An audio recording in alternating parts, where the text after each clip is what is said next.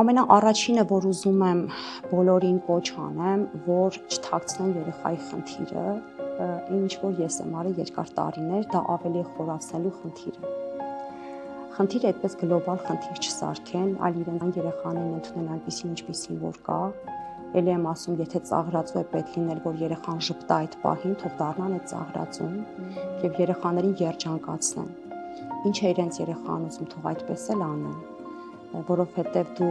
էգոիստաբար մտածում ես, որ երեխան փոխվի, որովհետեւ այդպես է պետք հասարակությանը, բայց երեխան չունի այդ հնարավորությունը ու հմտությունները, որ փոխվի, ինչ է մեզ մնում, լավ ծնող ու լավ մամա լինել, ուրեմն մենք պետք է ամեն ինչ անենք, որ մեր երեխան երջանիկ լինի